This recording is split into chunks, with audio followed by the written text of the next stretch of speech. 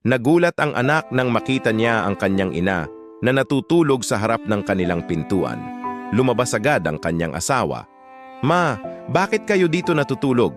tanong niya. Mahinang sumagot ang ina, "Anak, inanod ng ilog ang bahay ko sa probinsya. Pwede ba akong tumuloy?" Kinabahan ang anak at agad sumagot, "Ilang araw? Wala akong oras mag-alaga. Araw-araw akong nagtatrabaho." Maingat na sagot ng ina, "Kaya ko naman ang sarili ko." Papayag na sana ang anak pero sinenyasan siya ng asawa.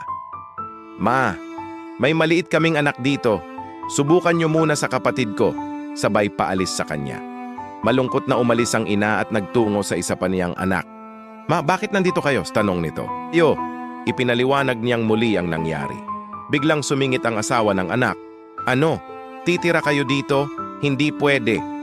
Darating ang mga magulang ko. Siksikan na nga." Nag-away pa ang mag-asawa sa harap niya hanggang sa tuluyan siyang pinaalis. Isinara ang pinto sa kanyang harapan. Umiiyak, naglakad ang ina palayo, dala ang bigat ng puso. Sa huli nagtungo siya sa bahay ng kanyang anak na babae. Pagbukas ng pinto, agad siyang sinalubong ng ngiti. "Nandito si Mama," masayang sabi nito sa asawa. "Ipaghanda mo siya ng malamig na inumin." Binigyan pa siya ng tsinelas. Nahihiya ang ina dahil marumi ang kanyang paa. "Ma, kahit marumi o mabaho, okay lang. Ako na magsusuot para sa inyo," sabi ng anak.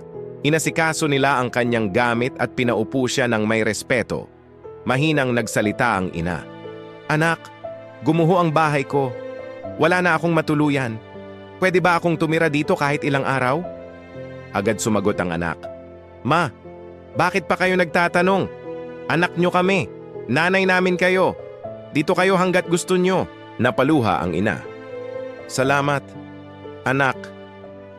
Una akong pumunta sa dalawang kapatid mo, pero hindi nila ako pinatuloy." Hinawakan siya ng anak.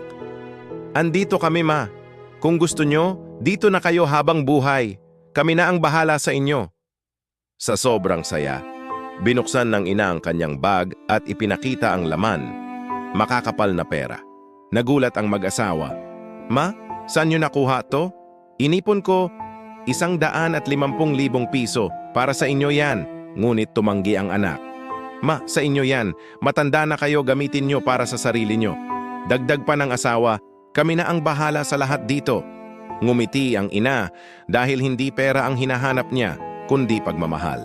Sabi nga sa Kawikaan, 11 talata 25, "Ang taong mapagbigay ay pagpapalain at ang tumutulong sa kapwa ay tutulungan din."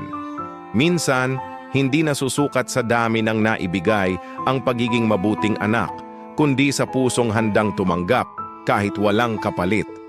Ikaw, kung darating ang araw na mangailangan ang magulang mo, bubuksan mo ba ang pintuan o isasara mo rin ito?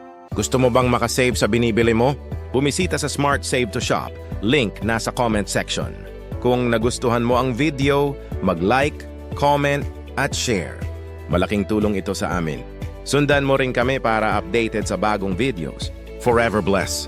God bless. Ingat lagi.